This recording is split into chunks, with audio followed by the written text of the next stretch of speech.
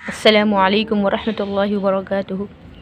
अज़ीज़ तलबा, मैं आप सबसे माज़रत ख़्वाह कि बहुत अरसे से मैं मिनहाजुल अरबिया की वीडियो नहीं डाल सकी। तो आज हम दर्स नंबर 2 की मश्क हल करेंगे।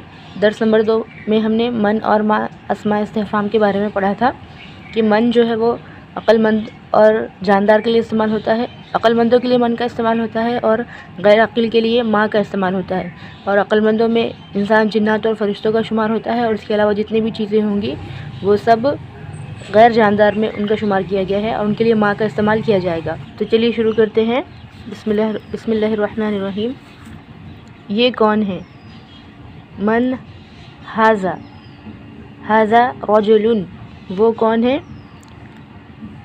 मन ज़ालिका, ज़ालिका वो लड़का है। ज़ालिका वलदुन, वो ऊँट है। ज़ालिका जमलुन, ये घोड़ा है। हाज़ा फ़रसुन, ये क्या है? अब आगे आप देखिए, यहाँ पर उसके जवाब में ये कहा गया है कि ये बंदर है। तो बंदर के बारे में हमने पढ़ा कि ये गैर आक़िल है। तो अब ये क्या है? जब हम किसी भी मिसाल के तौर पर हम अगर बच्चों को दूर से कोई जानवर दिखाते हैं तो हम कहते हैं कि ये क्या है, वो क्या है। तो जब किसी भी जानवर की तरफ भी अगर इशारा करना हो तो हम अरबी में उसके लिए माँ का इस्तेमाल करेंगे। ये क्या है? माँ हाज़ा, ये बंदर है। हाज़ा क़िरदुन, वो क्या है?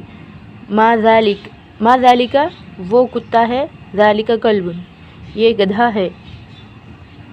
हाज़ा हिमारुन, वो कुर्सी है। ज़ालिका कुर्सियुन, वो उस्ताद है।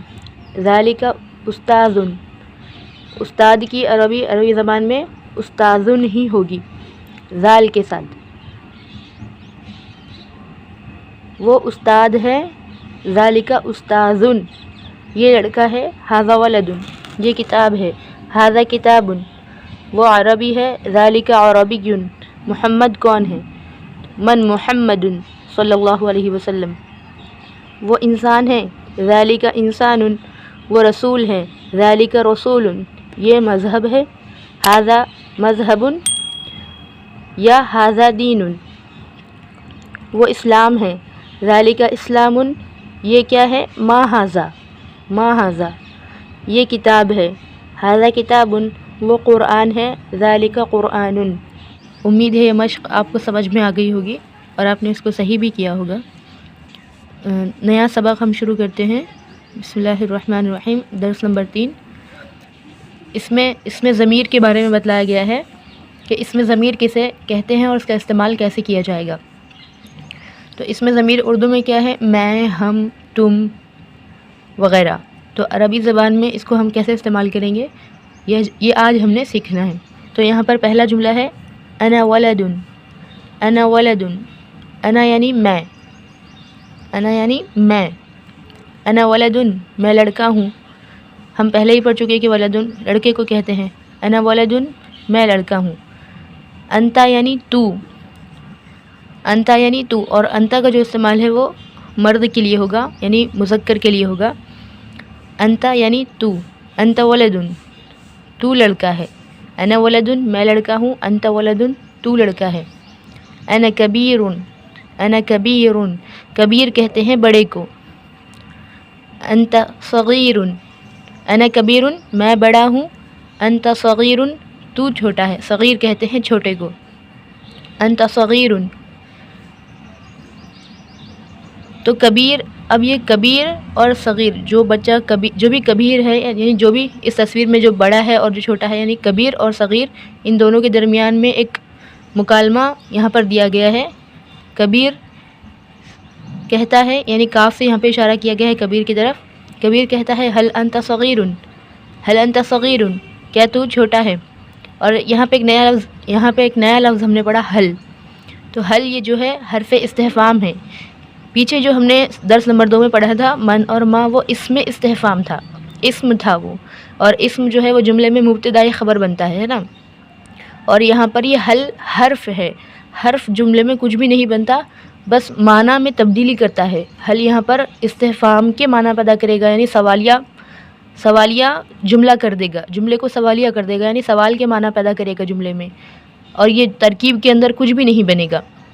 हल अंत सगीरुन, کیا تو چھوٹا ہے؟ کبیر کہتا ہے کبیر صغیر سے کہتا ہے هل انت صغیر، کیا تم چھوٹے ہو؟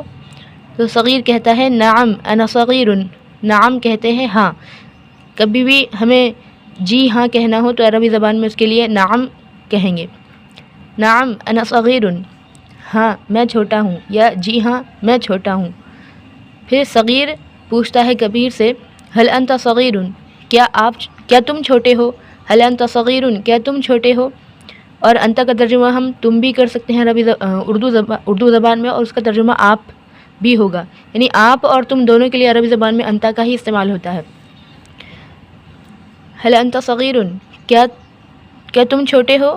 تو کبیر کہتا ہے لا، نہیں، لا کا معنی ہوگا نہیں، نعم یعنی ہاں، لا یعنی نہیں۔ لا انا کبیر، میں چھوٹا، لا انا کبیر، میں بڑا ہوں، لا صغیر چھوٹا نہیں۔ اس کا ترجمہ دھیان سے دیکھیے، لا نہیں، انا کبیر میں بڑا ہوں، لا صغیر چھوٹا نہیں۔ یعنی جب اس سے پوچھا گیا، صغیر نے جب اس سے پوچھا هل انت صغیر، کیا تم چھوٹے ہو، تو اس نے کہا کہ لا نہیں، یعنی میں چھوٹا نہیں ہوں، بلکہ میں کیا ہوں، انا کبیر میں بڑا ہوں، لا صغیر چھوٹا نہیں ہوں۔ پھر کبیر کہتا ہے صغیر سے هل انت کبیر، هل انت کبیر، کیا تم بڑے ہو؟ هل یعنی کیا، انت کبیر کیا تم بڑے ہو؟ تو صغیر کہتا ہے لا نہیں، میں بڑا نہیں ہوں، یعنی انا صغیر میں چھوٹا ہوں، لا کبیر بڑا نہیں ہوں۔ پھر جو چھوٹا ہے یعنی صغیر وہ کہتا ہے هل ھذا کتاب، کیا یہ کتاب ہے؟ غالباً وہ کسی کتاب کی طرف اشارہ کر کے پوچھتا ہے هل ھذا کتاب، کیا یہ کتاب ہے؟ تو کبیر کہتا ہے نعم ھذا کتاب، ہاں یہ کتاب ہے۔ تو صغیر کہتا ہے هل ذالک فارسی، هل ذالک فارسی، کیا وہ فارسی ہے؟ تو کبیر کہتا ہے لا ذالک عربی، نہیں وہ عربی ہے، لا فارسی، فارسی نہیں ہے۔ فارسی کسے کہتے ہیں؟ فارسی کہتے ہیں فارس کا رہنے والے کو، فارس کے رہنے والے کو فارسی کہتے ہیں، جیسے کہ ہندوستان کے رہنے والے کو ہندی کہتے ہیں، اسی طرح فارس کے رہنے والے کو فارسی کہیں گے، جسے آج کل ایران کہا جاتا ہے، اور عرب کے رہنے والے کو عربی کہیں گے۔